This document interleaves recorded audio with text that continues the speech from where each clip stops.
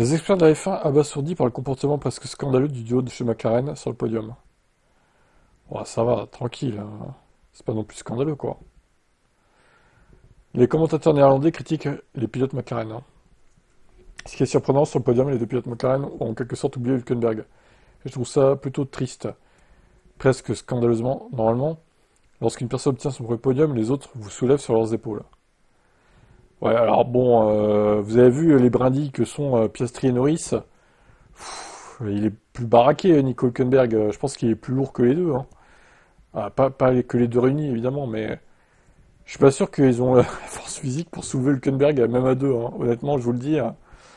Bon, ça aurait été Alonso, Hamilton, à la limite, je pense qu'ils auraient pu, mais les genoux comme ça, compliqué, quoi.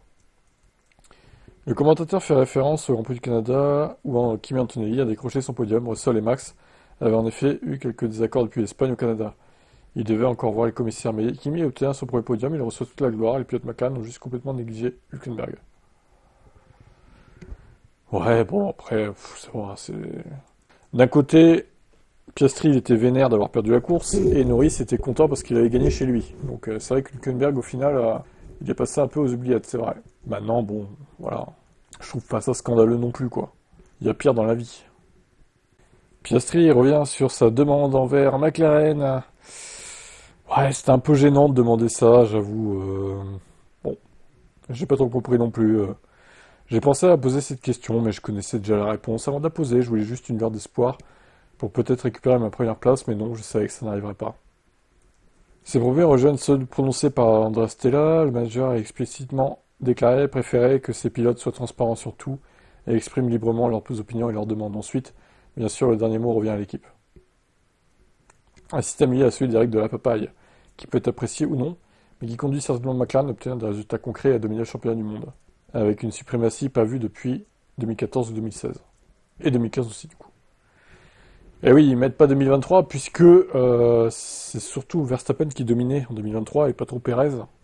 Là, c'est vraiment les deux pilotes, parce que les deux pilotes sont traités à égalité, on va dire, niveau évolution, niveau demande pour la voiture. Il n'y a pas un pilote qui a l'avantage sur l'autre dans son traitement d'évolution. Donc ça, c'est très bien. Ils sont, vous voyez les temps, hein, c'est très serré, hein, c'est un dixième, un demi-dixième à chaque fois. Les courses, pareil, c'est 5 secondes maximum entre les deux. Donc là, ça, c'est un traitement équitable, et c'est bien. Il faut que ça continue jusqu'à la fin comme ça. Et j'espère que McLaren ne privilégiera pas Norris d'une manière ou d'une autre sur les stratégies, par exemple. Ça, j'espère que ce ne sera pas le cas, par contre. Mais bon, ça, j'ai quelques doutes, par contre, là-dessus. Marco admet des négociations avec Mercedes et Verstappen, mais il n'y a pas forcément de clause, apparemment, qui a été activée. Il pourrait être en pourparlers, mais il n'y a pas de développement en cours, a déclaré Marco. Il a réitéré que les clauses de sortie très discutées, qui permettraient aux Néerlandais d'être libérés de son contrat, ne sont pas actives pour le moment. Étant donné que Verstappen est toujours troisième finalement du classement du championnat du monde. Ce raisonnement pourrait implicitement confirmer l'hypothèse qu'une clause pourrait libérer Verstappen s'il ne figurait plus parmi les 3 premiers du classement des pilotes à la fin du mois de juillet, ou à la pause estivale. Une circonstance qui, compte tenu de l'avance factuelle de 18 points sur le sol de Verstappen, semble difficile à mettre en œuvre. Il admet que pour le titre, c'est désormais une question entre Norris et Piastri. Ouais, alors effectivement, comme ils disent, il y a 18 points entre Russell et Verstappen. On voit mal Ferrari, de toute façon, revenir sur Verstappen à court terme.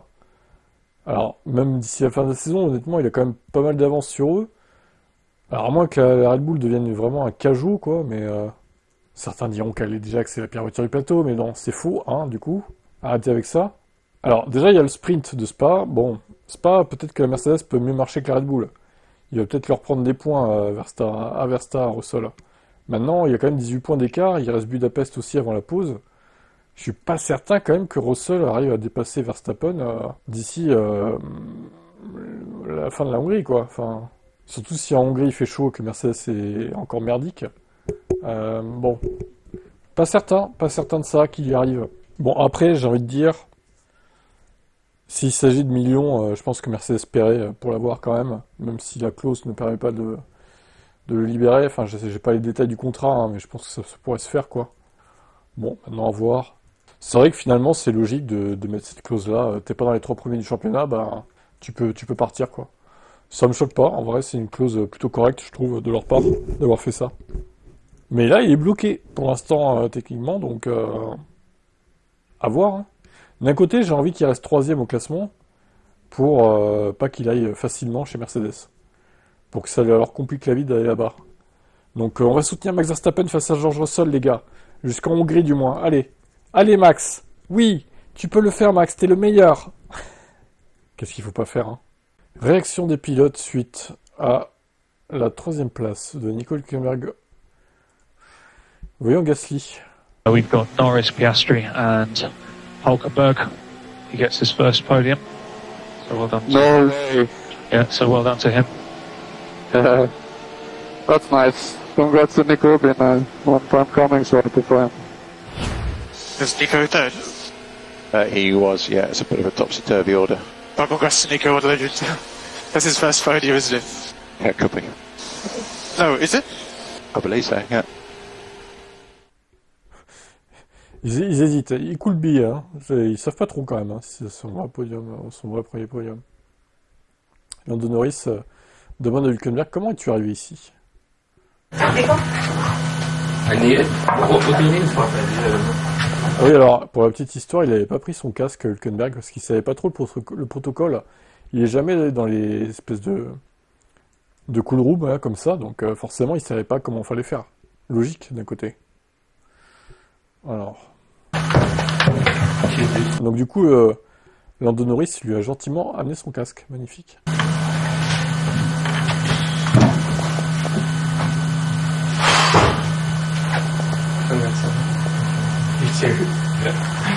What happened?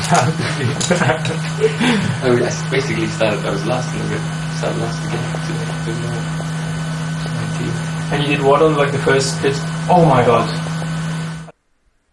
Puis après, ils ont discuté, quoi. Tu ne sais pas à quel point je suis heureux pour toi, déclare Bortoletto. Tu es une putain de légende, vraiment.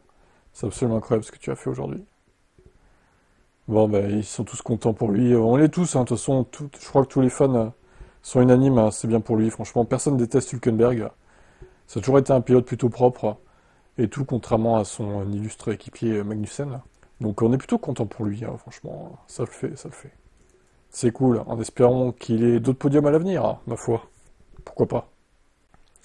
Alors, Ben Sulayem, pour se faire réélire, hein, redonne l'espoir d'un V8 en 2029. Alors, apparemment, on abandonne le V10. Hein, enfin, les espoirs de V10, quoi.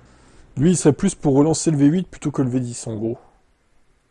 L'idée de bouleverser complètement le type de moteur à utiliser dans les prochaines années doit donc être prise avec des pincettes. Le moteur actuel est tellement complexe qu'on n'en a aucune idée. Et il est cher. Les recherches et le développement atteignent 200 millions de dollars et le moteur coûte environ 1,8 à 2,1 litres. Quoi? Litres? Alors, entre 1,8 et 2,1 millions de dollars, peut-être du coup. Chaque moteur. Je sais pas. Ça doit être ça, hein, la mauvaise traduction. De nombreux constructeurs produisent des V8 pour leur voiture, donc commercialement ce serait un bon choix. Pour nous, le V8 est une réalité, et que les équipes, je suis très optimiste. La FOM y est favorable, les équipes comprennent que c'est la bonne solution. Nous devons le faire rapidement. Ça prend 3 ans, donc j'espère que d'ici 2029, il y aura quelque chose. Mais le carburant est également très cher. Nous devons y être très attentifs, et les transmissions sont également très coûteuses.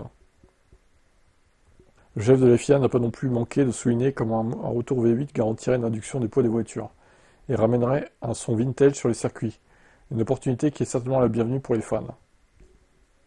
Alors par rapport à une éventuelle 12e équipe, nous ne sommes pas là pour mettre les équipes en colère, nous ne voulons pas le faire juste pour le plaisir. Il faut que ça en vaille la peine. Toute nouvelle équipe doit apporter une valeur ajoutée au business de la Formule 1. Voilà, là, c'est le même narratif que ce que disent les équipes à la FOM, en gros. Bon, déjà, il y aura 22 voitures, c'est déjà bien. En vrai, bon, ça va, quoi. Ça fait 2 baquets de plus pour peut-être un retour de certains pilotes, donc voilà. Est-ce que vous êtes en faveur de ce que veut Ben Sulayem, peut-être un retour du V8? Alors, est-ce que ce sera un V8 hybride ou un V8 normal, thermique avec du carburant alternatif? Ça, c'est pas précisé.